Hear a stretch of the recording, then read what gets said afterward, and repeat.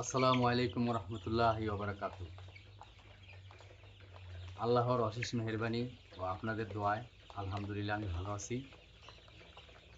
আর আমার মুরগির বাচ্চাও আলহামদুলিল্লাহ মোটামুটি ভালো আছে।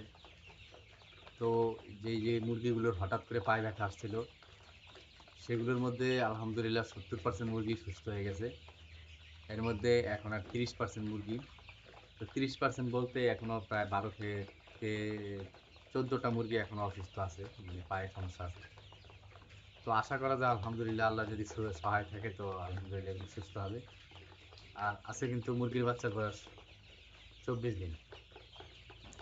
সারাদিন অনেক পরিশ্রম করছি। আমার যে রাস্তাটাতে আসা যাওয়া করি অটো নিয়ে, সেই রাস্তাটার অবস্থা খুবই খারাপ ছিল। সেখানে ইট দিতে গেছি, আজকে সারাদিন ইটের পিছনে চলে গেছে। সকালবেলা আসতে পারি নাই, সারাদিনই কাজ করছি আমি। আজকে গাড়ি নিয়েও যাইতে পারি নাই। আর এখন এই রাত্রেবেলা প্রায় এখন 11টা বাজে, আসছি পানি দেওয়ার জন্য। আবার পানি দেওয়া যায় না আজকে। তো পানি দেওয়ার লেগে আসছি আর দেখতেছি মুরগির কি অবস্থা আছে। কিছু কিছু মুরগি এখন অসুস্থ আছে, ওইটা তো যেখানে রাখছি এগুলো আপনাদেরকে দেখাবো। আর আমার জন্য দোয়া করবেন, আমার মুরগিগুলোর জন্য দোয়া করবেন। আর মুরগিগুলো যেন সুস্থ থাকে তার জন্য দোয়া করবেন। আর ভিডিওটা দয়া করে একটু শেষ পর্যন্ত দেখেন। চলেন দেখে আসি মুরগির অসুস্থ এই মুরগি যে দেখি। এই মুরগিগুলা এখন অসুস্থ আছে। তো এখানে কয়টা, 1 2 3 4 5 6 7 8 9 10 11 12 13 14 15টা। এখানে 15 পিস মুরগি এখনও মানে পুরোপুরি সমস্যায়, যেটা মোটামুটি একটু সুস্থ হয়েছে, যেটা হাঁটতে পারে, এখনও মোটামুটি হাঁটতে পারে। এই যে একটা দাঁড়ায় দাঁড়ায় খাবার খাইতেছে, এটা মোটামুটি একটু একটু সুস্থ হয়েছে। তো আমরা মোটামুটি সুস্থ হইলেই ওইখানে দিয়ে দিই, যাতে করে ওগুলোর মতো দৌড়াদৌড়ি করতে পারে। দৌড়াদৌড়ি করলে হয় কি, দৌড়াদৌড়ি করতে পারলে আপনার এই রোগটা 80% ভালো হয়ে যায়। যেহেতু ডাক্তার আমারে বলছে, ডাক্তার না বললে এই কথাটা আমি বলতাম না। আমি ডাক্তারের কাছে পরামর্শ করছিলাম।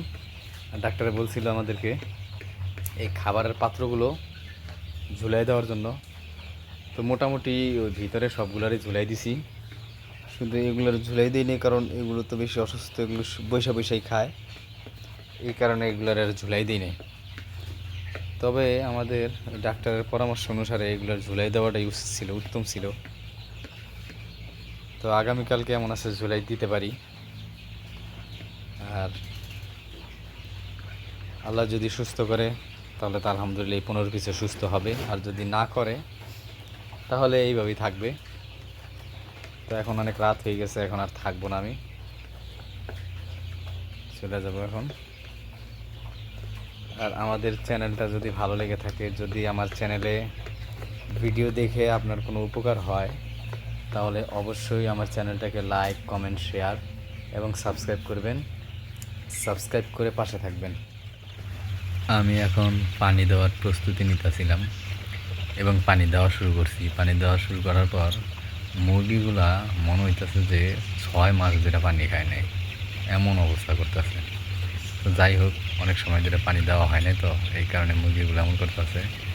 আর তো পানি দেওয়া শেষ হয়ে পরে আমি দেখলাম যে একটা পাত্রেতে খাবার নাই। তো যেমনি হোক, আর ওই খামারের ভিতরে খাবার ছিল না।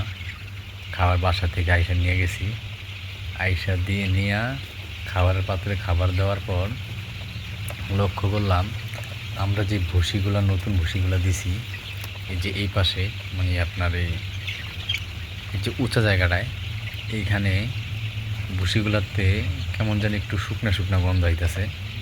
তো শুকনা শুকনা গন্ধ আসার পর আমি করলাম কি, এইখানে কিছু নেপতালি ব্যবহার করলাম, নেপতালি ছিটিয়ে দিছিলাম। কারণ অতিরিক্ত শুকনা থাকলেও কিন্তু একটা গন্ধ আসে, শুকনা শুকনা গন্ধ, এবং ভুসিতে ওঠে, ধুলা ওড়ে।